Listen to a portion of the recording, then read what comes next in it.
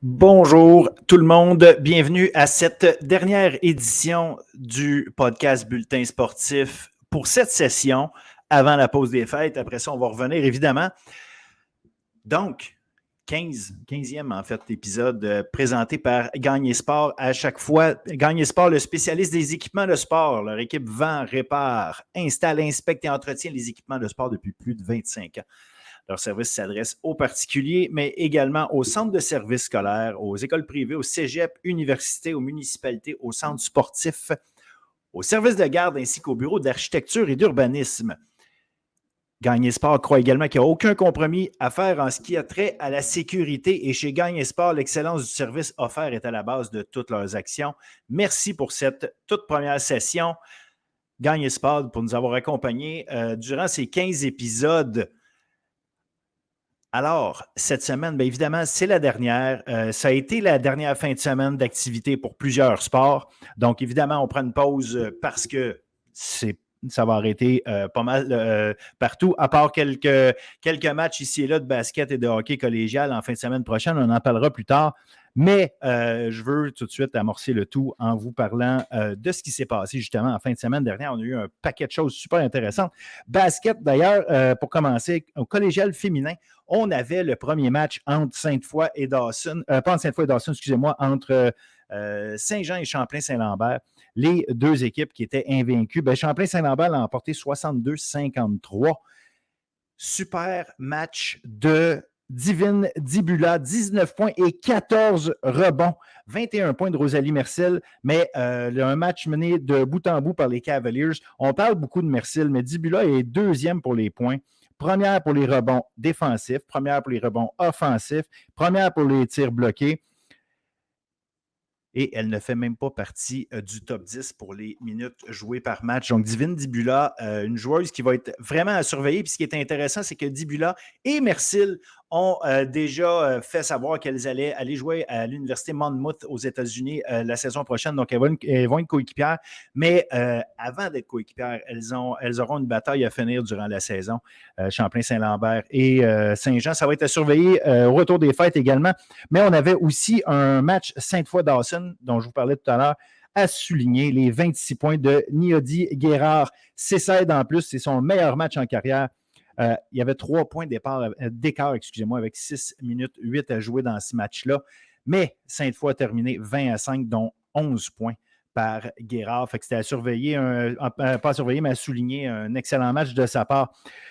Collégial masculin, une fin de semaine spéciale pour Brébeuf qui a commencé avec une victoire convaincante de 82-64 contre Dawson, mais 2 jours plus tard, défaite de 71-69 contre Sainte-Foy. C'est un bon départ, on menait par 10 points, mais par la suite, Yvan Tsafak Guinguia a donné le spectacle au total 25 points, 14 rebonds et 4 aides pour lui. Donc, ça va être à surveiller pour Brébeuf parce que de ce que j'ai entendu, il semble que ça ait causé des frictions, ce match, cette défaite, en espérant que les fêtes vont effacer tout ça et que Brébeuf va revenir dans un bon état d'esprit, une bonne saison de leur côté. Donc, bon, ça arrive, on échappe à un match, puis Sainte-Foy n'est pas une mauvaise équipe, loin de là. Basket universitaire féminin, une victoire de Laval. En fait, chez les femmes, on avait Laval qui a battu l'UQAM et ensuite Bishops qui a battu McGill. Et chez les hommes, ben, ça a été l'inverse. Laval a battu, UQAM a battu Laval et McGill a battu Bishops. On est en pause de ce côté-là. Bishops, chez les femmes, c'est parfait jusqu'à maintenant. Vous pouvez aller lire l'article d'ailleurs que j'ai écrit à ce sujet-là. Une saison parfaite jusqu'à maintenant, mais ça fait 2 ans de suite qu'elles ont des gros départs, que Maïkwan Siciliano est nommée joueuse par excellence du circuit, mais à chaque fois, on ne se rend pas jusqu'en finale. On va en discuter d'ailleurs tantôt avec Jason Bryan Jean-Baptiste. Oui, Jason Bryan Jean-Baptiste, qui était notre gars avec qui on parlait de football universitaire. Pour le reste de la saison, on va faire le switch vers le basket universitaire avec lui, un fan de basket autant que de soccer. De football, excusez-moi. Donc, ça va être intéressant de jaser avec lui de ce qui se passe, de ce qui est à surveiller pour le retour des fêtes. Puis après ça, à partir de là, bien évidemment, on fera le suivi hebdomadaire de ce qui se passe dans la Ligue universitaire de basketball. Hockey collégial. Chez les femmes, 2 grosses victoires pour les Titans de Limoilou. Elles affrontaient coup sur coup John Abbott et Champlain-Lennoxville, les meneuses au classement. John Abbott, Limoilou a battu John Abbott 4-1. Ça a fini 48-14 les tirs au but. Mais à noter, Émilie Lucier, la joueuse par excellence de John Abbott, était absente. Donc, ça peut avoir un effet, effectivement. Et ensuite, contre Champlain-Lennoxville, une victoire de 3-2. Alexandra Giguère et Héloïse Caron, 3 points dans les 2 matchs. Et on a réussi à empêcher la pointeuse numéro 1 du circuit, Gabrielle Santerre, de s'inscrire à la marque. Donc, du bon travail défensif pour Limoilou, encore une fois. Puis, franchement, des grosses victoires. Fait que la course n'est peut-être pas à 2, mais à 3 pour le titre. Donc, encore une fois, après les fêtes, on va avoir amplement d'actions à raconter. Chez les hommes, au niveau collégial, encore une fois, il y a quelques équipes qui se sont payées un festin en fin de semaine. Thetford, qui est probablement, en fait pas probablement, qui est l'équipe la plus en forme du moment. Des victoires de 11-4 et 7-4 en fin de semaine. 9 points chacun pour Philippe Goulet et Mathis Dufour.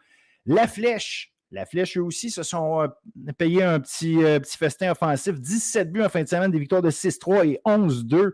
Alexandre Parent, Tristan Félix Tremblay, Charles Junot, 6 points chacun en fin de semaine. Et Lionel Groux aussi, 2 victoires. Donc, Alma est toujours première au classement, mais Thetford n'est maintenant qu'un seul point derrière.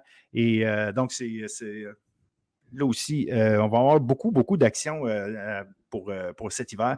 Ça va être à surveiller de ce côté-là. Alma, comme je dis, toujours première.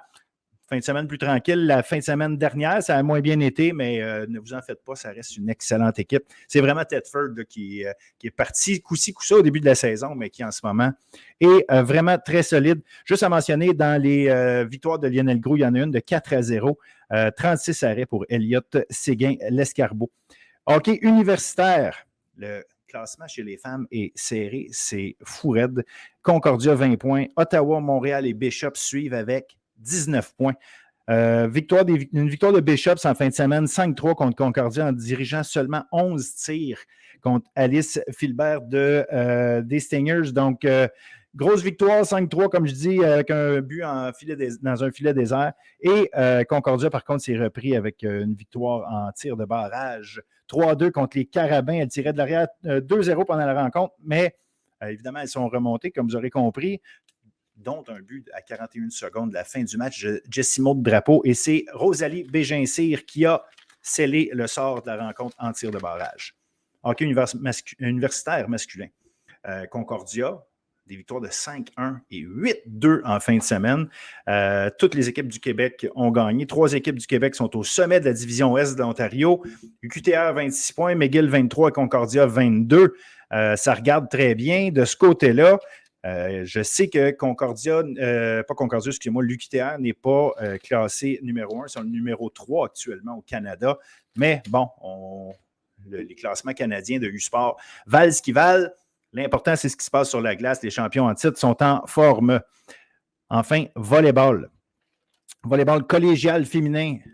Là aussi, on avait un solide match entre les 2 équipes de tête. Édouard Montpetit, qui était 2e, a pris les devants parce qu'elles ont battu Lionel Groux, 3-0. Béatrice Dubreuil, 16 points. Sophie Deschenaux, la recrue, très spéciale. Vous irez lire sur le site de Radio-Canada un article sur Sophie Deschenaux. Elle est gauchère parce que sa main droite, il lui manque le pouce et un doigt. Et malgré tout, c'est une joueuse étoile au Québec. Donc, franchement, une superbe joueuse. Une grande, à mesure 6 pieds 1, 6 pieds 2. Saute très haut, une superbe athlète. Sincèrement, le fait qu'il lui manque 2 doigts n'est clairement pas un enjeu et personne ne la prend en pitié, croyez-moi. Elle est assez forte que vous n'allez pas la prendre en pitié très longtemps. Donc, une super performance de son côté. Donc, Édouard Montpetit avec Béatrice Dubreuil et Sophie Deschenaux, là, franchement, qui ont joué un excellent match contre Lionel Groux, leur infligeant un premier revers. Chez les hommes, Sherbrooke, 2 victoires en fin de semaine. On est 8-3 au classement, on est dominant. Le joueur par excellence pour Sherbrooke, Grégoire Mercier-Noël, 43 points dans les 2 victoires en fin de semaine. Donc, une autre grosse performance de sa part. Au volley, encore, mais universitaire féminin cette fois-ci. Victoire de l'UQAM 3-1 contre Laval. Laura Côté-Colin, 19 attaques marquantes, 3 as, 6 récupérations défensives. Joueuse du match, assurément. Et McGill, qui a subi un revers de 3-0 contre Ottawa. Ça met fin à une séquence de 4 victoires consécutives des Martlets. Je ne sais pas si je n'irai pas jusqu'à dire que c'est trébuché pour McGill, même si elles étaient favorites. Ottawa reste une très bonne équipe malgré leur fiche. Elles avaient été nommées comme une équipe à surveiller pendant la saison. Franchement, Ottawa, c'est une excellente équipe. Donc, ça peut arriver si vous n'êtes pas à votre top une journée. Avant la pause des fêtes, je veux quand même souligner qui est, à mon avis, la joueuse par excellence au niveau universitaire jusqu'à maintenant. Sabrina Maillé de l'UQAM, première au niveau des attaques par manche jouées, première au niveau des as et quatrième au niveau des réceptions défensives. Clairement, un début de saison hors pair pour Sabrina Maillé. Chez les hommes, on n'avait pas de match en fin de semaine. Je veux quand même vous mentionner le Sherbrooke qui était une fiche de 7-1 et devance Laval et Montréal qui ont 6-3 chacun. Mon joueur par excellence jusqu'à maintenant, le passeur du Vert de Sherbrooke, Jonathan Portelance, 11,45 assistances par match. Donc, passe évidemment qui mène à des attaques marquantes. C'est en moyenne 2 de plus que le passeur de Montréal, Max Denis. Donc, vraiment dominant de ce côté-là. En plus, il est 6e pour les as et 2e pour les récupérations défensives. Bref, une autre excellente saison pour le jeune passeur. Je termine ce segment de nouvelles en vous annonçant quelques petites choses par rapport au football. Dominique Picard, l'entraîneur-chef des Élans de Garneau, n'est plus l'entraîneur-chef des Élans de Garneau. Il est dorénavant le nouveau coordonnateur offensif du Vert et Or de Sherbrooke. Donc, il va y avoir évidemment un jeu de chaise musicale. Il faudra trouver un entraîneur-chef de ce côté-là. En fait, il y a plusieurs entraîneurs un peu partout là, qui sont en fait des postes d'entraîneurs qui sont à pourvoir au niveau universitaire et au niveau collégial. D'ailleurs, le candidat pour le poste à Thetford serait choisi. Donc, on l'annoncera dans les prochains jours. Peut-être qu'au moment où vous allez regarder ce podcast, ça va être déjà fait. Autre chose, 20 décembre.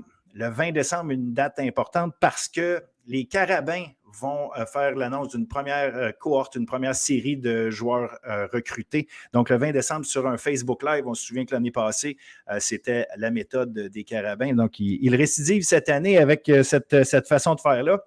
Je m'attends à avoir quelques noms intéressants sur la ligne offensive et des receveurs de passes de qualité.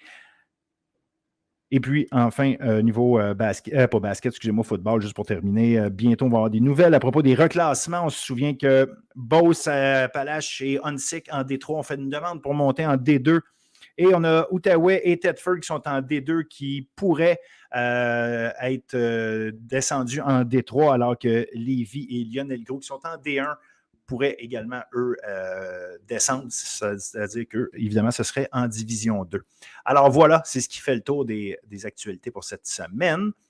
Je vous rappelle qu'on jase basket universitaire avec Jason Bryan Jean-Baptiste et à l'entrevue de la semaine, encore du basket. Cette fois, le joueur des Cheetahs de Vanier, Louis Daou, qui en est à sa dernière année, un excellent joueur de basket, un gars qui gagne à être connu absolument. Donc, vous aurez la chance de l'entendre nous raconter son parcours, ce qu'il veut faire pour le futur, puis c'est quoi ses objectifs. Donc, un gars très intéressant à entendre parler, Louis Daou. Fait que c'est pour plus tard.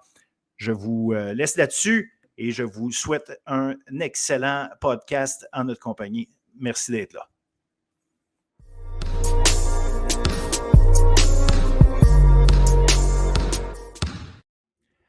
Alors, pour ce dernier podcast de la saison, la dernière fois, en fait, de la session, parce qu'on va marcher comme les sessions d'université et de cégep, on va parler encore une fois avec Jason Bryan Jean-Baptiste, mais là, contrairement à d'habitude où on parle de football universitaire, on se prépare tranquillement à couvrir la saison de basket. Et Jason va couvrir le basket universitaire avec nous au retour des fêtes. On va rentrer plus dans les détails, mais juste question de se mettre dedans avant de la pause des fêtes. On voulait faire le tour un peu de ce qui s'est passé depuis le début de la saison et surtout du classement. Juste donner une idée de qui fait quoi jusqu'à maintenant. Salut Jason. Salut Phil, salut, vraiment content d'être ici. Très hâte de pouvoir parler de basket. J'adore le sport, c'est vraiment une passion. Puis de la même façon que le football, tu sais, ça va être à chaque semaine. Puis j'ai vraiment hâte de pouvoir débuter ça dès le retour au mois de janvier. Fait que l'idée, ça va être un peu comme on a fait au football. On va passer à travers les matchs de la semaine. Évidemment, au football, c'est juste 2 matchs par semaine. Là, il y en a un petit peu plus avec le basket. Puis on va couvrir le basket, pas seulement masculin, mais féminin, évidemment. Oui, oui, 100%. Puis dans le fond, comment ça va fonctionner, c'est qu'à chaque semaine, tu sais, je vais aller au match, je vais couvrir, poser des questions aux entraîneurs, joueurs, puis écrire des articles pour couvrir tous les matchs qui vont se dérouler durant les prochains mois. Excellent, excellent. Puis on a déjà un début de saison parce qu'en fait, il y a 6 matchs qui ont été joués. Sur les 16 de la saison, il y a 6 matchs qui ont été joués, et chez les gars, chez les filles. Puis, ce qui est intéressant dans le basket, juste à partir comme ça, ce sont les 5 mêmes équipes chez les hommes, chez les femmes, Concordia, UQAM, Bishops, McGill, Laval. Donc, ça arrive souvent qu'on a ce qu'on appelle des double headers, des matchs, des programmes doubles. Donc, des programmes doubles, c'est-à-dire les femmes jouent les hommes tout de suite après. Fait que quand on va au terrain de basket, quand on va dans les gymnases, ben, ça permet d'aller voir 2 matchs. Puis évidemment, ben, nous autres, en ligne, si on regarde des matchs en ligne, ben, on voit également 2 matchs de suite. Fait que ça se suit très bien. Oui, puis justement, en parlant de match en ligne, cette semaine, j'ai eu la chance de voir le match en ligne Rougeard-UQAM pour le basketball Oui. féminin. Vraiment un bon match de football, de basket. Lapsus. Très bon match de basket. Ça a terminé par une victoire du Rougeard 63-60 contre l'UQAM. C'est un match vraiment intéressant parce qu'au début du match, Laval, l'équipe menait. Ils avaient toujours une petite avance légère, mais au final, à la mi-temps, Laval avait encore une avance, mais ce qui est arrivé, c'est que l'UQAM s'est un peu resserré défensivement. Ils ont commencé à chercher plus de rebonds. Puis au final, la game au troisième quart était égalité. Puis à la fin, Laval a repris le dessus, puis a conclu la game. C'était très serré. C'était beaucoup de physicalité quand même, le match. Puis au final, Laval a réussi à le remporter par, encore une fois, eux de leur côté, c'était défensivement, ils sont resserrés, puis ils ont gardé le contrôle du match à la fin. Et ça va être intéressant, je pense, Laval, UQAM toute la saison. Elles étaient les finalistes l'année passée, de 1. Encore cette année, là, Rougiard a gagné par 3 à l'UQAM, mais plutôt cette semaine, c'est l'UQAM qui avait gagné par 3 à Laval. Donc, ça va être une belle bataille, mais ces deux-là se battent en ce moment. Elles sont dans les positions 2 et 3. Parce que l'équipe numéro 1 chez les femmes, ce sont les Gators de Bishops. Encore une fois, un gros début de saison. Bishops est mené par 2 joueuses d'origine argentine et particulièrement par la garde Amaikwan Siciliano. Amaikwan Siciliano, ça fait 2 ans de suite qu'elle est joueuse par excellence du circuit universitaire féminin. Et encore cette année, elle est partie en feu, meneuse au niveau des points par match, meneuse au niveau des aides. Donc, non, c'est toute une joueuse. Puis, c'est intéressant, elle mesure à peu près 5 pieds 2. Donc, tu sais, c'est d'avoir allé, c'est beaucoup d'énergie, énormément de talent. Donc, tu sais, Bishops en ce moment, est-ce que c'est l'équipe? C'est ça qui va être intéressant à suivre, jouant du côté des femmes. Ça va être de regarder est-ce que Bishops va finir par se qualifier pour la finale? Parce que malgré tout, elles ne sont pas allées en finale pendant les 2 dernières saisons, malgré les performances de Siciliano. Donc, ça va être de voir est-ce que Bishops va être capable cette fois-ci d'au moins se rendre en finale pour qu'on puisse voir ça, Maikwan Siciliano et ses partenaires là, jouer contre peu importe qui, mais se rendre probablement en finale, puis peut-être au championnat canadien. C'est très intéressant à suivre. Du côté des hommes, c'est Concordia qui mène au classement. Oui. Ils avaient commencé la saison très bien. Là, ils sont à un bilan de 5 victoires, 1 défaite. Puis il y a aussi l'UQAM aussi, qui est deuxième positionné avec 4 victoires, 2 défaites. Fait que c'est 2 équipes de basketball qui sont très bonnes, qui s'exécutent bien, qui font bien leur travail. Puis c'est intéressant de voir comment ils vont poursuivre ça pour la seconde partie de la saison. Oui, puis tu sais, c'est intéressant parce que Concordia était parti 5-0. Et Concordia a des blessés, mais c'est une équipe extrêmement bien coachée puis très méthodique dans sa façon de jouer. Donc, dur à battre parce que, comme je te dis, joue de façon très efficace. Alors que l'UQAM, par exemple, c'est une équipe remplie de super athlètes, des gars de 6 pieds 7, puis Alex Lochard, pour ne pas le nommer, mais évidemment, il y a la recrue qui était l'an passé le joueur par excellence au niveau collégial, Carl Tommy Laforêt, qui arrivait de Montmorency. Carl Tommy Laforêt recrue cette année. n'a pas encore établi, ne s'est pas encore établi comme un joueur vedette au circuit universitaire, mais tranquillement, on va le voir arriver. C'est un joueur extrêmement talentueux. Donc, ça va être de voir. Il y a des Kevin Civil, il y a des joueurs de très haut calibre avec l'UQAM, des joueurs spectaculaires. Fait que ça va être intéressant à suivre. En ce moment, c'est eux qui sont en forme. Là. Ils ont perdu leurs 2 premiers matchs de l'année, dont le premier contre Concordia d'ailleurs, mais après ça, ils ont gagné les 4 derniers. Fait que l'UQAM, si l'équipe peut jouer de manière assez serrée, si on veut, avec le talent qu'il y a là, puis avec le niveau d'athlétisme des joueurs, ça va être probablement l'équipe qui va être le plus à surveiller. Mais bon, évidemment, la saison est encore longue, il y a bien des choses qui peuvent se passer. Puis on a Bishops, McGill et Laval qui sont les 3 à 2 et 4 actuellement. Fait que ça va être la bataille entre ces 3 équipes-là pour les 2 places en éliminatoire qui vont rester à la fin. Toi, de qu'est-ce que tu as vu depuis le début de la saison, est-ce que tu penses que Concordia, c'est les favoris en ce moment du côté masculin? Moi, je mets l'UQAM parce que, comme je dis, Concordia, c'est... juste regarder, c'est niaiseux, mais des fois, les statistiques parlent. Des fois, il ne faut pas leur faire dire plus que ce qu'elles disent. Là, mais Concordia est 427 points pour, 427 points contre, même malgré une fiche de 5 et 1. Je comprends qu'ils ont mangé une sale taloche contre l'UQAM la dernière fois, 83-59. Mais Concordia ne démolit pas nécessairement ses adversaires. C'est juste une équipe, comme je dis, extrêmement efficace. C'est qu'ils sont très durs à battre. Et Concordia, si tu n'es pas dans ton match A1, tu vas avoir de la difficulté à haut niveau. Là. C'est vraiment une équipe qui roule très bien, qui marque ses points, puis qui fait pas tant d'erreurs. C'est juste que, comme je dis, quand tu joues contre l'UQAM, c'est ça qui lui manquait au début, je pense, c'était cette cohésion-là à créer, parce qu'il y a énormément de joueurs, comment je pourrais dire, des A1, là, donc des gars qui veulent le ballon et tout. Fait que des fois, c'est le temps de créer la cohésion. Mais pour moi, l'UQAM est l'équipe qui a le plus de talent sur le terrain, qui a le plus de talent à apporter. Puis une autre équipe qui est intéressante, même s'ils sont 2-4, c'est Laval. Laval va être intéressante. Sidney Tremblay-Lacombe, qui d'ailleurs est premier marqueur cette année jusqu'à maintenant. C'est une belle équipe, Laval, qui est en train de se monter. Le coach là-bas a amené, il est là depuis 2 ans. Donc, ça va être intéressant de voir comment lui, son équipe est en train de la monter.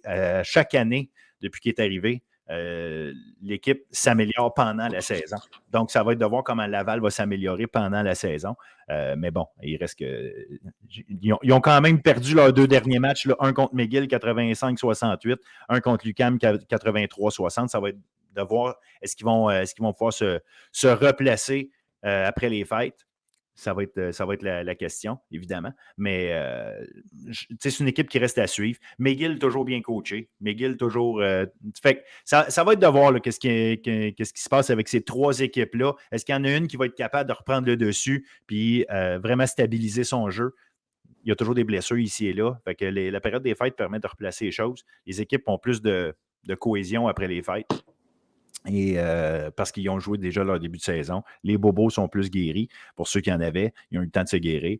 Donc, ça va repartir le 6 janvier. Et après ça, on verra bien. Là, on verra bien ce qui va se passer. Mais tu me demandais à savoir qui était favori. Je pense que chez les hommes, l'UQAM, il faut les mettre favoris. Chez les femmes, ça va être intéressant. Chez les femmes, moi, j'ai Bishops favorite, là, parce que les Jaël Kabunda, Maïkoun Siciliano, comme je disais, il y a vraiment un super beau noyau là-bas. Je pense que c'est leur année. Là. Il faut qu'elle gagne. Je pense que l'UQAM aussi, du côté féminin, sont aussi, je pense, une équipe qui sont redoutables. Avec Fredlin puis Fredlen, le duo de jumelles. Absolument. Dominant dans le poste intérieur qui, depuis le début de la saison, domine au niveau des rebonds, domine au niveau des points, qui ont réussi à mener l'équipe à 4-2. Je pense qu'ils ont eu 2 défaites récemment, mais je pense que ça va être aussi, comme tu l'as dit, durant la pause du temps des fêtes. Je pense qu'il y aura des ajustements à ce niveau-là. Fait que ça va être intéressant de voir comment une équipe comme ça aussi peuvent. Est-ce qu'ils pourront être capables de rivaliser avec une équipe comme Bishop? Ça va être intéressant à suivre pour la deuxième partie de la saison.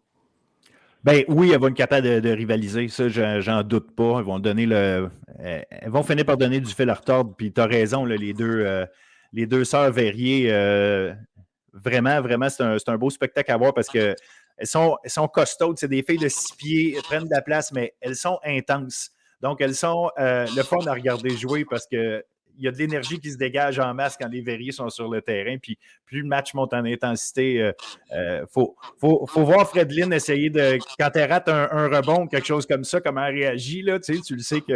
Est-ce que tu es sûr que tu vas aller te battre en dessous du panier contre elle? Ben, regarde, elle peut être intimidante. Donc, non, c'est une belle équipe à regarder aussi, l'UQAM, en effet. Ouais, 100%.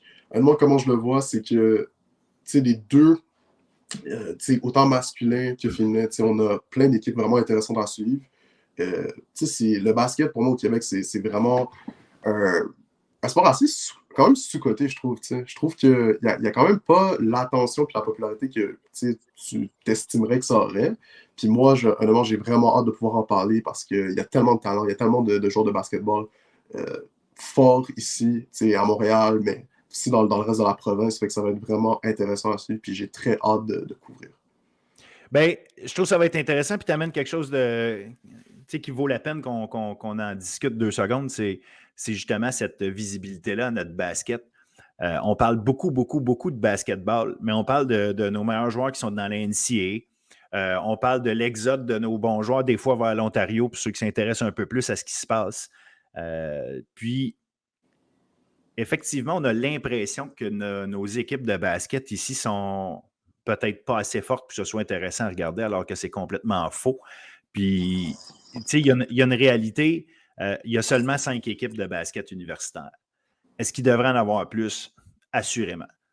Je pense sincèrement que des places comme Sherbrooke et Montréal devraient avoir leur équipe de basket. Pourquoi l'UQTR n'a pas d'équipe de basket? Il y a assez de joueurs de basket au Québec pour qu'on le fasse. Puis, fait que ça, c'est une chose, ça rajouterait beaucoup, pas seulement à avoir donné plus d'options à des joueurs ici, parce qu'on a plein de bons joueurs québécois collégiaux qui s'en vont jouer ailleurs au Canada. Fait que ça, c'est la première des choses. Fait que c'est pas juste une question d'NCA, c'est une question qu'il y en a qui vont jouer beaucoup en Ontario, parce que la Ligue en Ontario est très forte. Puis pourquoi la Ligue en Ontario est très forte? Bien, il y a de la compétition. Tu joues contre plein de sortes d'équipes toute l'année. À cause que tu joues contre plein d'équipes, donc tu vois plein de systèmes. Quand jouant contre les 4 mêmes équipes tout le temps, à un moment donné, tu t'habitues à une façon de jouer. Et peut-être que quand tu arrives au championnat canadien, tu n'es pas habitué à exécuter. Tu as beau le regarder sur des films, tu n'es pas habitué à exécuter contre d'autres systèmes. Fait que ça aide pas. Mais de penser que les joueurs qui sont ici n'ont pas de talent, là, ou en tout cas c'est moins bon, c'est parfaitement faux. Parfaitement faux. Puis ça va être intéressant de le suivre pour ça. 100%. Puis, comme je l'ai dit, je pense aussi que ce qui va être intéressant, c'est voir, au football, bon, c'est pas pour discréditer, mais à chaque année, c'est souvent Montréal, Laval, les favoris. Alors que là, je sens vraiment que, de ce que je vois, il y a beaucoup de. Il y a quand même une forme de parité dans les deux côtés, masculin et féminin. Oui. Fait que je pense que ça peut créer des belles surprises, puis ça va créer beaucoup d'affrontements à chaque semaine qui vont être intéressants, puis il y aura beaucoup de surprises. Fait que j'ai très hâte. Oui, absolument. Ça va être super intéressant à suivre. Bien hâte qu'on embarque avec ça à partir du mois de janvier. Donc, ceux qui sont habitués à suivre Jason avec le football, ben maintenant, c'est Jason, mais avec le basket jusqu'à la fin de la saison. On se rend jusqu'au championnat canadien avec ça. Ça va être vraiment trippant à regarder. Puis en même temps, on va glisser un mot une fois de temps en temps sur les joueurs collégiaux, évidemment, parce que les joueurs et joueuses collégiaux, juste pour préparer tranquillement ce qui va s'en venir les autres fois. C'est juste suivre les meilleures performances, mais on se concentre sur le basket universitaire. Ça va être, je vous le dis, ça va être vraiment intéressant à suivre. Puis ça va peut-être vous donner le goût de regarder ce qui se passe de ce côté-là aussi. 100%. Merci Phil. Merci Phil pour l'opportunité. Puis j'ai très hâte d'écrire et de couvrir le basket cette année. On a hâte d'être là. Merci beaucoup, Jason. 100%. Salut. Salut.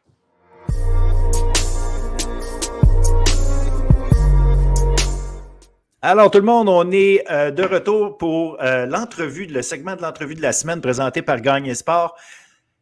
On est cette semaine avec un joueur de basket du Cégep Vanier, Louis Daou, qui connaît un début de saison particulièrement excellent. Donc, je suis très content de vous le présenter. Un gars qui, évidemment, qui est intéressant à regarder jouer, mais sûrement qui va être intéressant à nous raconter son parcours de joueur de basket. Donc, merci Louis d'accepter ça. Salut. Merci beaucoup. Merci de m'avoir. C'est vraiment très apprécié qu'on puisse pouvoir te parler. Oui, effectivement, gros début de saison. L'équipe a un gros début de saison, 9-1. Puis là, il vous reste un match à jouer vendredi contre John Abbott avant la pause des fêtes, c'est ça? Yep. Ouais. Puis toi, bien évidemment, ça va bien. Début de saison, fracassant le premier match, 34 points si ma mémoire est bonne.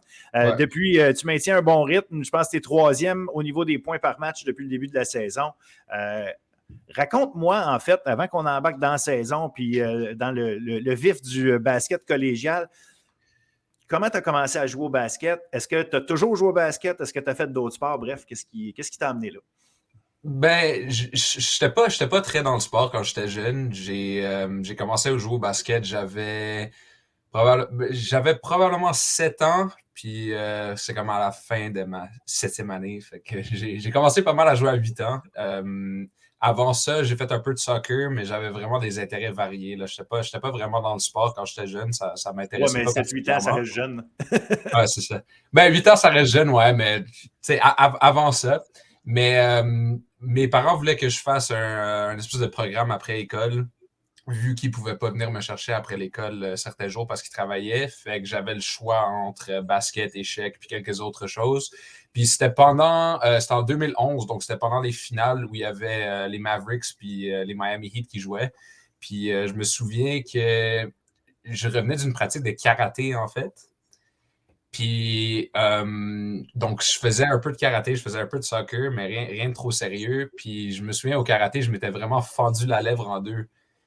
Puis, c'était quand même intense. Fait que je suis resté debout un peu plus longtemps que d'habitude. Puis, je me suis ramassé à regarder puis à visionner une des games des finales de la NBA. Puis, je me suis dit, ah, c'est quand même cool ce sport-là. Puis, plus tard dans la semaine, je me souviens pas, je pense que c'était peut-être à Télétoon ou quelque chose comme ça, la télé dans le temps. Ils ont diffusé le film Space Jam, donc le film Space Jam de Michael Jordan, l'original, qui inclut mon joueur de basket préféré, Charles Barkley aussi. Puis j'ai fait, waouh, ce sport-là est intéressant. Fait que quand j'ai eu le choix de choisir un programme après l'école, j'ai décidé de choisir le basket. Mais l'affaire, c'est que je n'étais pas très bon. Donc, c'était 8 sessions.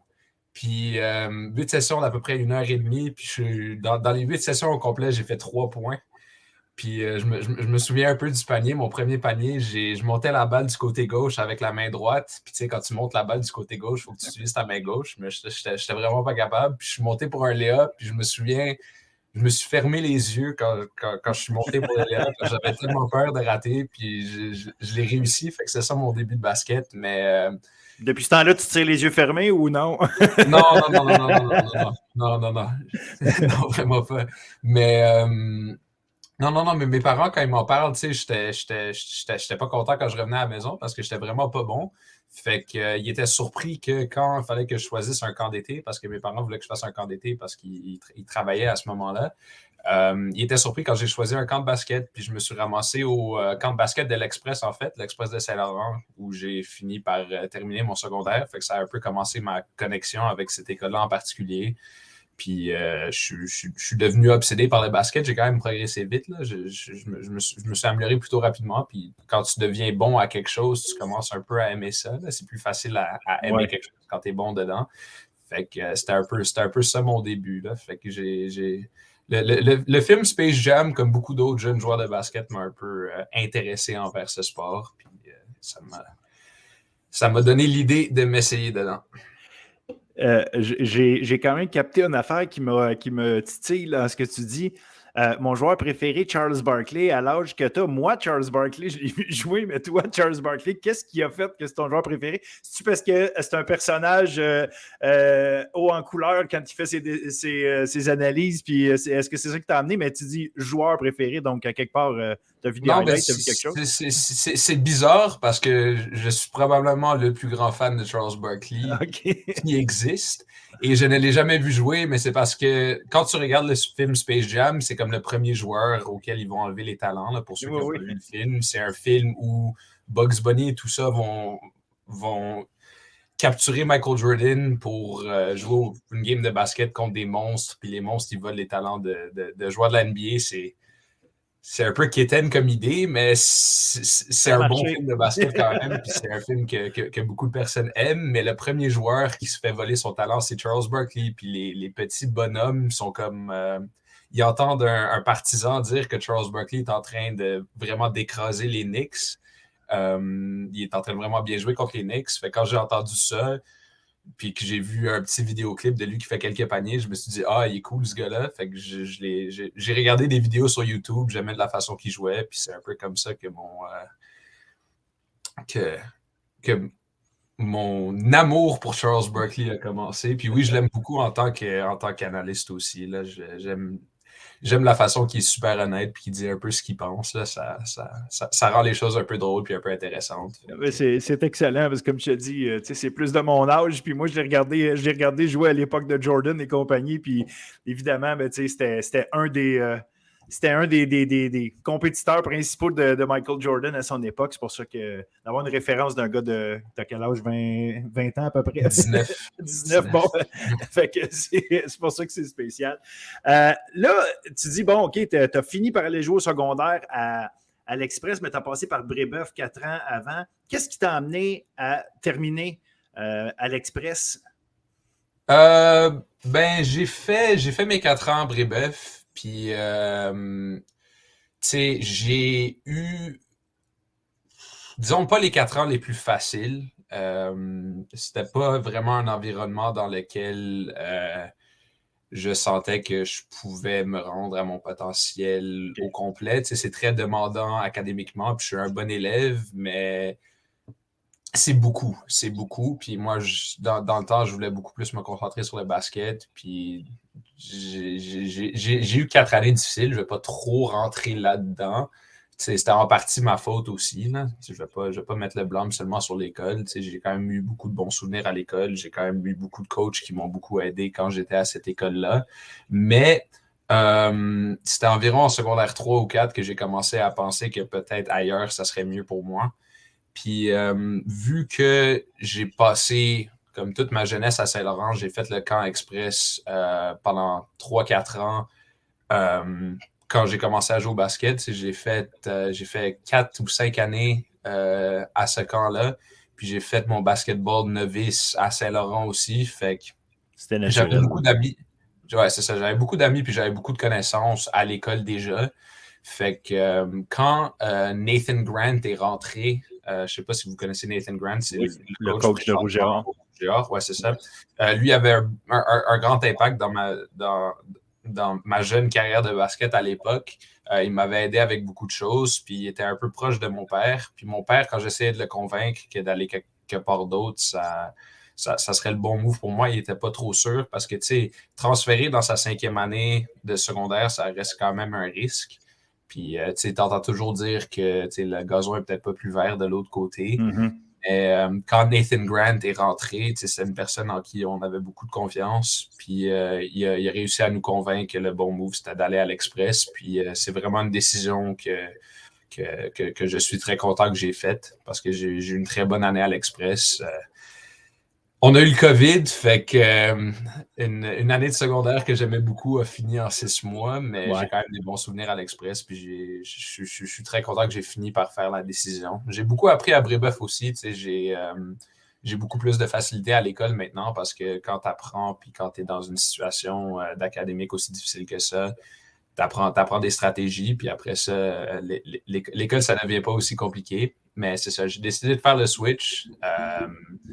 Pour moi, c'était un peu un no-brainer. J'étais comme, je pense que c'est le bon move à faire, surtout que Nathan était là, puis que Nathan avait, il connaît Basketball Canada, puis il m'avait aidé beaucoup dans le passé déjà à me connecter avec ces gens-là.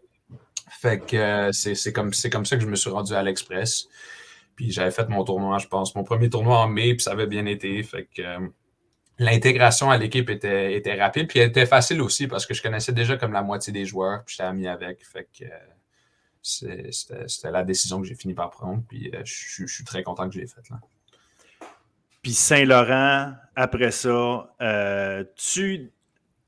évidemment, je comprends bien que ton intérêt n'était pas au niveau du cégep de retourner à Brébeuf. Fait que Vanier, est-ce que tu as été recruté par plusieurs équipes? Parce que Vanier, c'est un choix évident du fait de géographiquement, c'était bien placé. Qu'est-ce qui t'a fait choisir Vanier?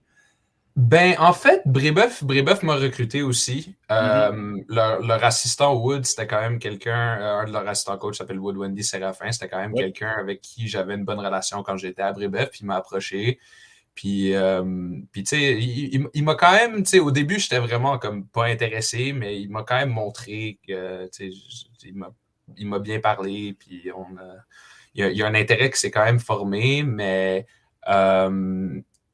quand j'ai rencontré les coachs de Vanier, je savais un peu que c'était comme ça que je voulais faire. J'ai pas vraiment hésité parce que dans le temps, Vanier ne recrutait ou ne voulait signer aucun joueur avant comme le mois de novembre. Fait qu'il y avait OK. beaucoup de cégep qui voulaient comme prendre avantage de ça, puis comme rentrer puis essayer de recruter des gars comme en avance, vu qu'ils savaient que Vanier allait pas faire de move. Fait que je pense que tous les cégeps m'ont recruté, sauf je pense que c'était Outaouais, Sainte-Foy, puis peut-être Thetford, mais ça je ne m'en rappelle pas trop. Je sais qu'Outaouais et Sainte-Foy ne m'ont pas parlé, mais je pense que tout le reste m'a parlé aussi. Ah, puis peut-être John Abbott. Je pense pas que John Abbott OK. m'a parlé. Mais à part ça, Momo, Brébeuf, tout ça m'ont parlé. Là, parce que j'avais un très, très bon début de saison à l'Express. Là. J'étais premier marqueur de la Ligue RSEQ, puis j'avais 2-3 games de 40 points et plus. Puis mon équipe, cette année-là, on gagnait tous nos matchs en moyenne par 30 ou 40. Même contre les meilleures équipes de la Ligue. Fait que ça aide d'avoir de l'exposure dans ce temps-là, absolument. Puis ça fait que veux pas, les yeux sont tournés vers toi. C'est ça. Donc, Vanier est arrivé, puis comme tu dis, là, il y avait un fit là, pour toi là, qui était là. Ouais, c'est ça. Puis c'était dans le temps où Vanier, c'était vraiment comme. Ben, moi, à mon avis, c'est encore le meilleur cégep. J'adore Vanier. Mais il connaissait beaucoup de succès dans le temps. Fait que c'était vraiment, tu sais, c'était vraiment beau aller les voir jouer. Tu sais, il y avait toute l'histoire autour de Karim qui se passait. Puis ils venaient de sortir d'une saison où ils ont gagné tous leurs matchs, puis ils ont gagné le championnat. Puis il y avait comme 4-5 joueurs avec des offres pour aller en NCAA Division 1. Puis quand j'ai parlé avec Coach Andy, qui était le coach dans le temps, puis les assistants qui étaient là, donc Ferras, qui est mon coach actuel, puis Kazadi, qui est un de nos assistants coach, ça a vraiment cliqué. Puis il y avait aussi le fait que mon coéquipier dans le temps, James Joseph, qui était un de mes bons amis, puis qui était un des meilleurs coéquipiers que j'ai eu à ce jour. Lui aussi, ils nous ont offert la même journée. Fait qu'on s'est dit, tu sais, on est en train de faire une bonne job dans la RSEQ au niveau secondaire maintenant. Fait qu'on pourrait aller faire une bonne job ensemble au cégep aussi. Fait que tous ces facteurs-là ont un peu influencé que j'ai décidé de prendre Vanier en fin de compte. Puis je reste content avec cette décision-là. Ben, j'imagine, parce que comme tu dis, ça reste un très grand programme. Puis en fait, ta première saison n'a pas eu lieu parce qu'il y a eu la COVID. Ouais. Mais l'an passé, c'est ta première saison où tu joues des matchs officiels avec les Cheetahs. Et quand même, vous êtes passé très proche de vous rendre à une finale. Vous avez perdu en demi-finale, en prolongation contre Dawson. Et rappelle-moi un peu ce match-là. En tout cas, moi, je me rappelle de l'avoir vu. Il y en avait assez pour énerver tout le monde. Disons que la tension dans le sens, le stress du moment était là, puis ça bougeait beaucoup le score. Donc, il y a eu du changement de momentum en masse là, dans ce match-là. Moi, je ne me souviens aucunement de ce match-là. T'as effacé ça de ta mémoire? Ce match-là ne s'est jamais passé. Le monde m'en parle. Moi, je suis comme, je sais pas, aucune idée. Mais non, c'était une défaite difficile parce qu'on était passé aussi proche, mais en même temps, on se sentait comme un peu aussi loin parce qu'on n'avait vraiment pas eu. Tu sais, on a connu un très, très bon premier semestre. Je pense qu'on était premier ou juste derrière premier avec Thetford, mais Thetford il n'avait pas encore joué comme les bonnes équipes de la Ligue effectivement. Encore. Puis nous, on avait joué pas mal toutes les bonnes équipes. Je pense qu'il nous restait peut-être Brébeuf à jouer, mais on avait fait Brébeuf et Thetford. Mais on avait fait une job solide. Puis après ça, il y avait eu. Puis moi, j'avais eu un très, très bon premier semestre aussi. Puis j'avais eu un très mauvais deuxième semestre. Fait que, mais c'est ça. Après ça, il y a eu la pause pour la variante Omicron de COVID. Oui, exactement. Il y a eu une passe au début janvier Ouais, là, jusqu'à début février, en fait, là, où les choses ont arrêté, en effet. C'est ça. Puis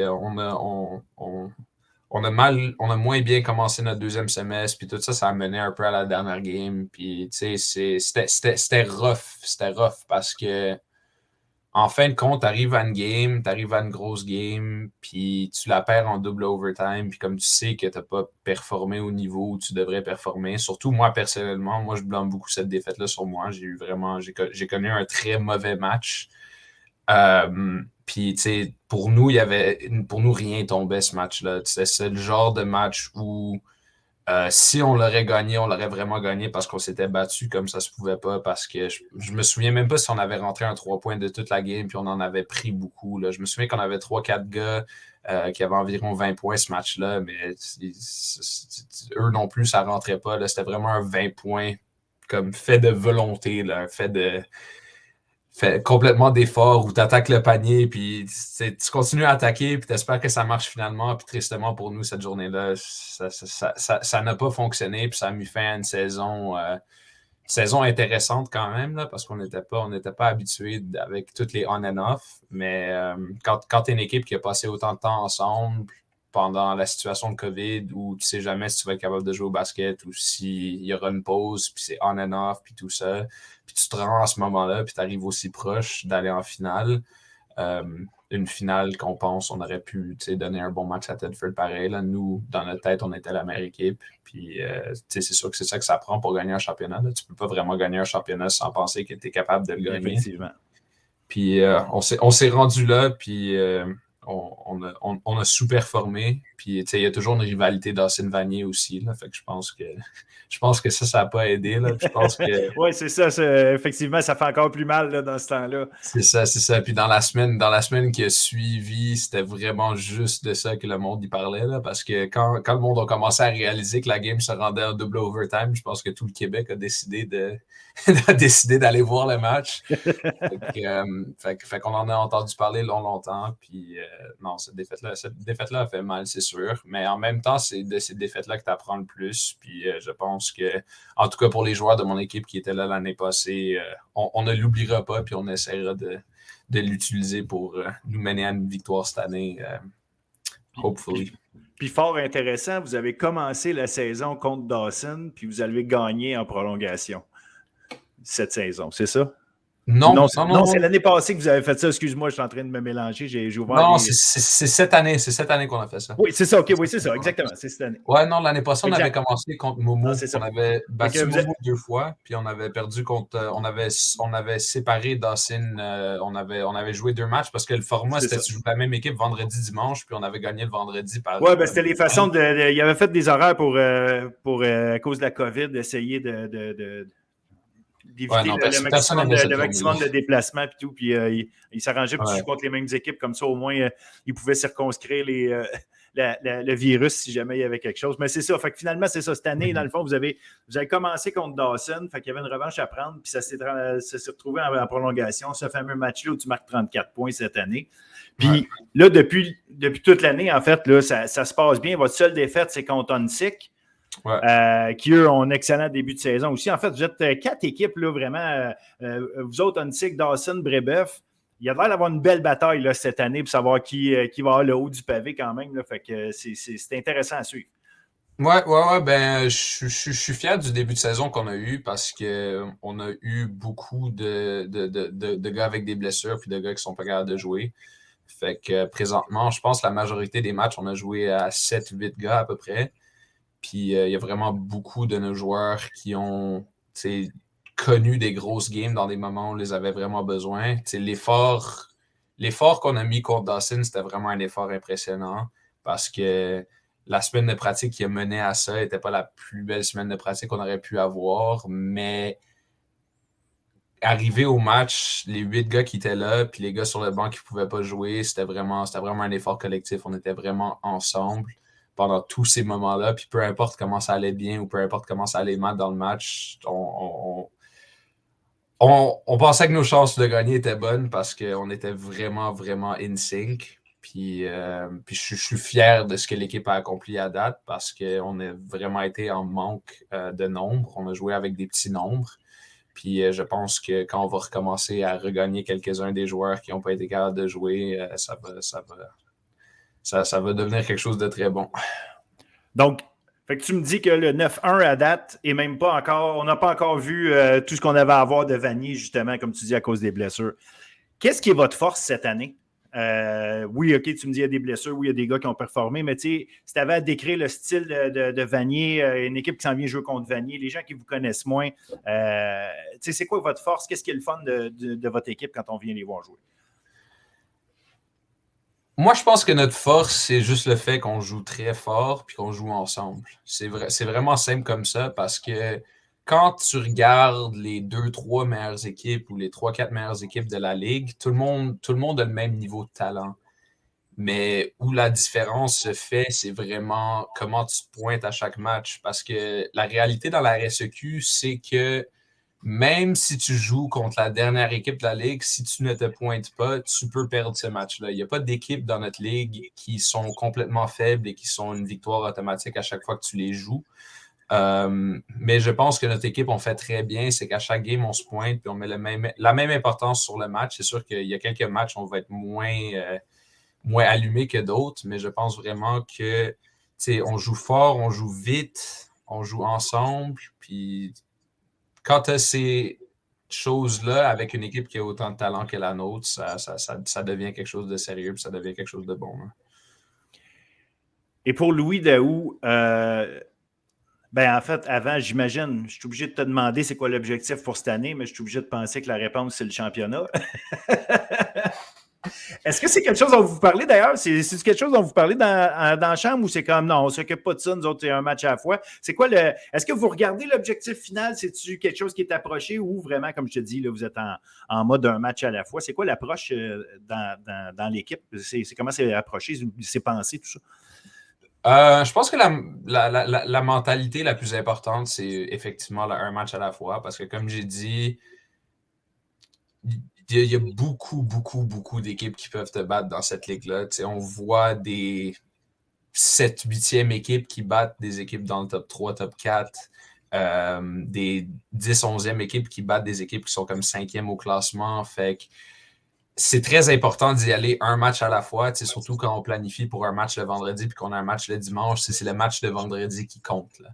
Mais en même temps, quand tu es une équipe qui a connu beaucoup de succès tôt dans l'année, la question puis l'idée de gagner un championnat, c'est une idée qu'on garde tout le temps. On en parle tout le temps. C'est ça qui est dit au début de l'année, c'est ça l'objectif. Championnat aux provinciaux puis les nationaux aussi, si ça se donne, mais c'est sûr que l'idée du championnat est une idée dont on parle beaucoup. Puis c'est important en même temps, parce que c'est important d'avoir des buts à court terme, c'est important d'avoir des buts à long terme aussi, parce que tous les matchs, c'est des leçons, puis c'est des leçons qui vont nous mener en mars à cet objectif-là. Mais en même temps, quand on était, je pense qu'on était 7-0 avant d'avoir perdu contre Annecy, puis on était premier au pays, peut-être que ce match-là, on était un peu moins concentré, puis qu'on commençait un peu à penser un peu plus à mars, puis un peu moins à ce match exactement. En fait, c'est des matchs comme ça que tu apprends. C'est des matchs comme ça que tu as besoin pour qu'arriver en mars, tu sois prêt à n'importe quel scénario qui peut être mis devant toi. Là. Est-ce que vos coachs, justement, vous en parlent ou c'est plus en joueur que vous avez non. Tout le monde a le même but sur cette équipe. Okay. Tout le monde a le même but collectif sur cette équipe-là. Les coachs n'hésitent pas d'en parler, les joueurs n'hésitent pas d'en parler. Okay. On sait ce qu'on veut, puis on fait notre mieux pour faire ce qu'on a à faire pour se rendre là. Excellent. Puis pour Louis Daou, c'est quoi le futur? Est-ce que l'an prochain, tu joues une autre année au collège, au cégep, ou est-ce que l'université t'appelle? Tu as parlé de Nathan Grant, évidemment, on l'a mentionné, coach du Rouge et Or. Est-ce que c'est-tu quelque chose qui est comme évident, ça s'en va là? C'est-tu déjà fait d'un ou est-ce que tu as décision déjà prise? Qu'est-ce qui se passe avec toi pour l'an prochain? Pour l'an prochain, non, je ne reste pas au cégep. Okay. C'est ma dernière année au cégep. De toute façon, je pense pas que Vanier accepte des quatrièmes années. Là. Pour moi, l'année COVID, ça compte comme une année. Là. Je Oui, suis un absolument. joueur de troisième année, je suis pas un joueur de deux. Là. OK. Puis, tu sais, en même temps, j'ai 19 ans, je suis plus une petite jeunesse comme je l'étais il y a 2 ans. Fait que, Ça passe vite, hein? ouais, ça passe vite. Ça passe vite. Mais pour l'année prochaine, je suis quand même relativement indécis. Là. OK. C'est sûr que le rêve de beaucoup de jeunes joueurs de basket de mon âge ou encore plus jeunes, c'est de se ramasser en NCAA Division 1 aux États-Unis. Puis c'est un rêve que j'aimerais peut-être réaliser, mais je suis à un stade dans mon recrutement où je suis ouvert à toute option, mais j'ai quand même eu des appels de coach à ce niveau-là qui m'ont parlé et qui ont montré de l'intérêt. Fait que, mais comme je dis, pour le moment, je suis encore très indécis puis je suis encore plutôt tôt. C'est encore plutôt tôt dans mon process de recrutement. Mais le but ultime serait de jouer à ce niveau-là, mais comme je dis, je ne ferme pas de porte pour le moment. OK. C'est intéressant parce que la discussion par rapport au basket, on voit le basket prendre de plus en plus de place. On va même avoir une deuxième équipe pro à Montréal. Bon, évidemment, on n'est pas rendu au niveau NBA, mais quand même, c'est juste de dire que les gens parlent de basket plus qu'avant. Avant, c'était un sport, oui, on connaissait Michael Jordan, mais c'était pas nécessairement dans les discussions de tout le monde. Là, il y a comme un intérêt qui évolue. Puis on a des Québécois qui commencent à performer justement dans la NBA. Comment c'est perçu justement le basket universitaire ici? Puis je comprends là, que je ne veux pas te mettre dans une position où c'est poche ici puis tu finis par aller jouer là. C'est pas ce que je veux te faire dire.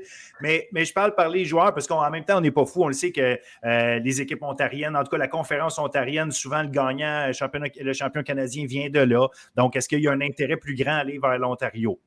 Est-ce que oui, la NCAA, c'est là? Est-ce que tu sais, pour les gars, c'est un plan B, l'universitaire ici? Ou vraiment, tu sais, non, ça fait partie de toutes les options. Puis, parce qu'on l'a vu, l'exemple, Carl Tommy Laforêt, qui l'année passée était le joueur qui a dominé la Division 1. Oui, il voulait aller à Ottawa. Aujourd'hui, il est à l'UQAM finalement, mais tu sais, c'est clairement un très, très, très solide joueur de basket. Là, il aurait pu aller à bien des places. Et là, il est à l'UQAM, puis je ne pense pas qu'il est malheureux. Fait que c'est un peu ça, moi, ma question, dans le sens comment c'est perçu par les gars collégiaux quand on voit toutes les options, puis qu'on regarde la NCAA, puis on voit des gars du Québec partir de la NCAA puis jouer dans la NBA. On perçoit que ça comment, le basket universitaire québécois? C'est une bonne question quand même.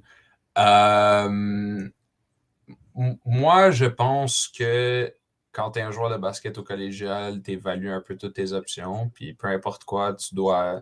Tu sais, une université qui te demande de venir jouer au basket pour toi n'est jamais un problème. Puis, tu sais jamais où la meilleure place pour toi peut être.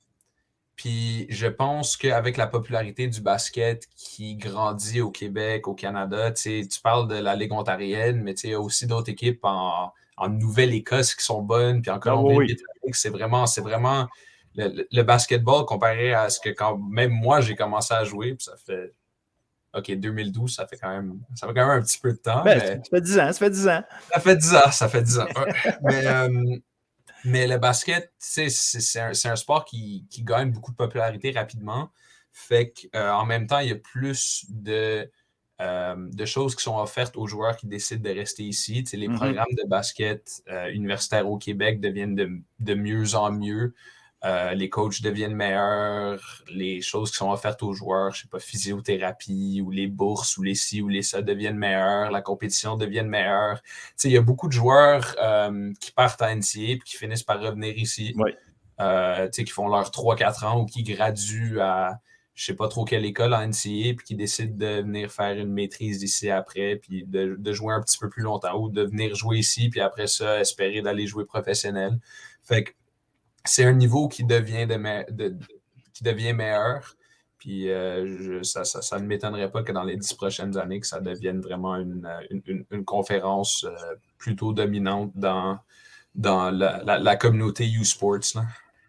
Ben, on va le souhaiter, puis surtout, on va le souhaiter qu'il y ait plus d'équipes encore parce que Ouais, c'est ça, 5 équipes c'est un aussi. enjeu, c'est peu, hein, c'est ça, exactement. Ouais, c'est ça, 5 équipes, c'est pas beaucoup. Là. Tu te ramasses un peu à jouer Je pense que ça aussi, espérons quelque chose qui change. Là, parce que quand tu es dans une conférence puis tu joues un peu comme les mêmes 4 équipes over and over and over again, il n'y a pas beaucoup de changements là-dedans. Il y en a qui amènent la théorie comme quoi, justement, c'est le fait de jouer toujours contre les mêmes équipes qui fait que c'est du bon calibre, mais tu n'es comme pas préparé à jouer d'autres styles de jeu. Fait que tu arrives dans un tournoi de championnat canadien, puis là, oups, c'est comme si c'était la première fois que tu étais confronté à telle façon de jouer, telle façon de jouer.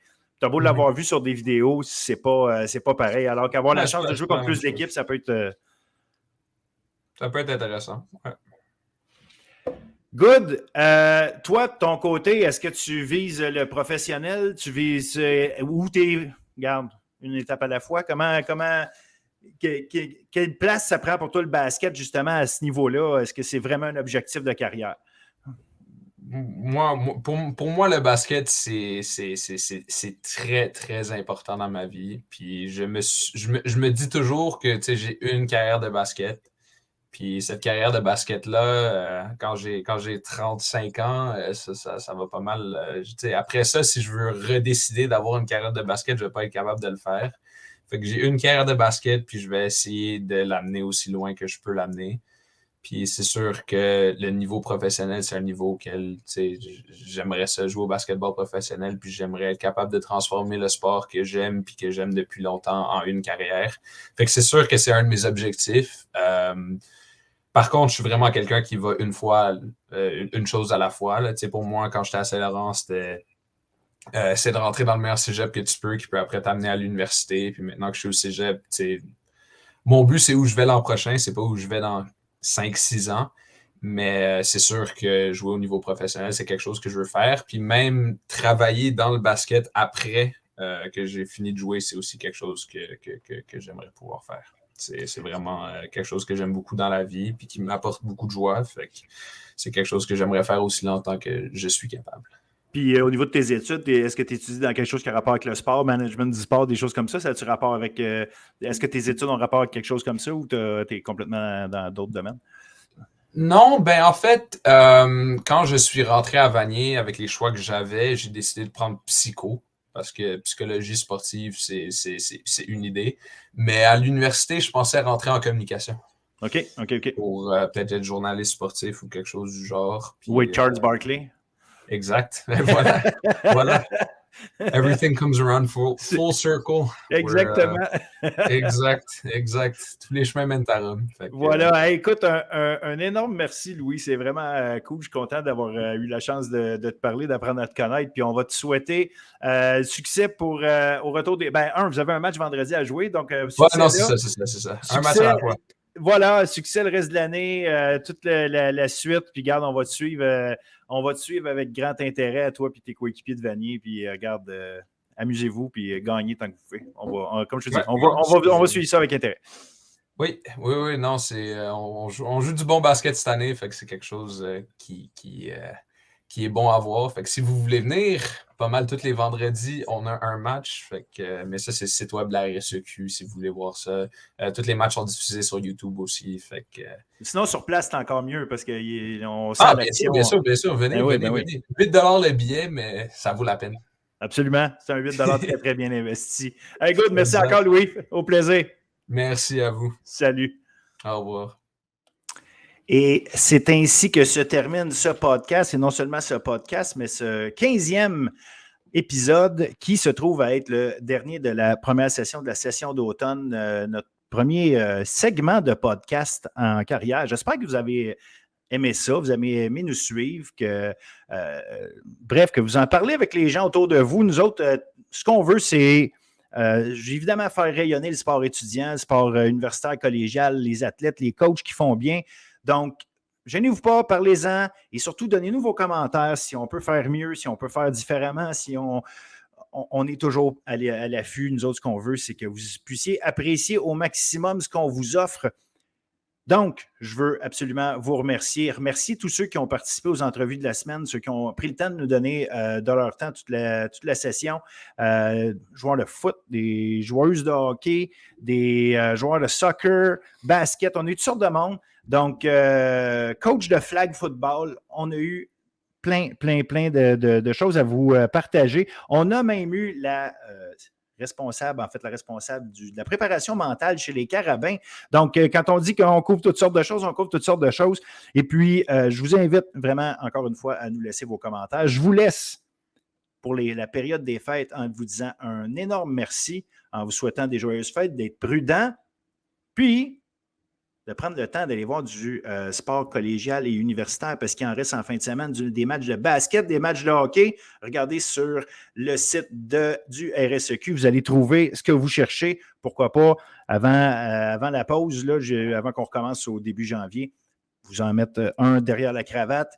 Donc, voilà, il y a même Louis Daou qui vient juste de nous proposer d'aller voir son match de Vanier contre John Abbott pour la modique somme de 8 $. Fait que vous ne trouverez pas mieux.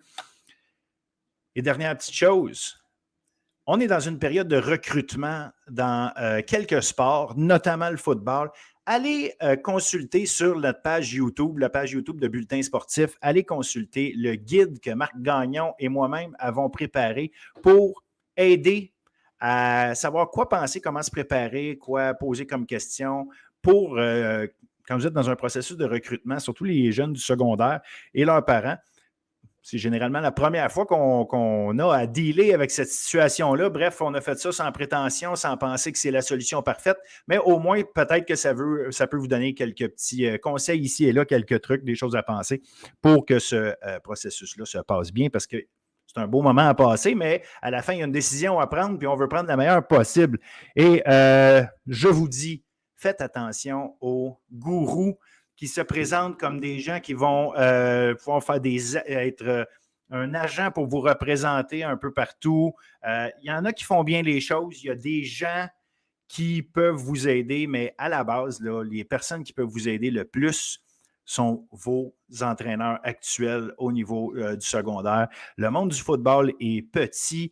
Les gens peuvent vous parler des programmes collégiaux. Et si vous avez des intentions d'aller aux États-Unis, il y a des groupes qui sont plus, disons, légitimes que d'autres pour faire le travail. C'est un processus qui peut être complexe. Faites attention à ceux qui vous promettent la lune, qui vous font rêver. C'est pas tout rose. Ça ne veut pas dire que ça va mal se passer, c'est pas ce que je dis. Je dis juste que ça peut être complexe comme façon de faire. Fait que vous pouvez être porté à faire appel à des gens qui vont vous faciliter la vie, mais vont-ils vraiment vous faciliter la vie? Je vous dis juste de faire très attention à ça. Il y en a qui aiment bien se présenter comme des agents de joueurs, des gens qui vont vous permettre d'être reconnus et vus à travers l'Amérique du Nord. Moi, ce que je vous dis, c'est que si vous jouez du bon niveau de football, si vous décidez d'aller au cégep, les universités canadiennes et même les universités américaines, si vous êtes un excellent athlète, vont vous voir. Ils n'ont pas besoin d'agents pour savoir où vous êtes. Donc, voilà, c'était mon dernier petit conseil, mon dernier petit laïus avant de vous souhaiter des joyeuses fêtes. Puis surtout, encore une fois, apprécier le sport étudiant, donner en cadeau peut-être l'idée d'aller amener quelqu'un voir du basket, du hockey, du volley cet hiver. Il va y avoir de l'athlétisme aussi qui va être à suivre, les compétitions, même de la natation. Il y a vraiment du sport de haut niveau partout qui va se jouer cet hiver. Fait que peut-être que ça peut être une idée de cadeau, de simplement dire à quelqu'un ou à vos enfants que vous allez les amener voir ces matchs-là. C'est de l'aussi bon jeu que à peu près n'importe quoi que vous allez trouver. Je vous garantis que vous allez en avoir amplement pour votre argent. Alors, sur ce, merci, joyeuses fêtes, à très, très bientôt.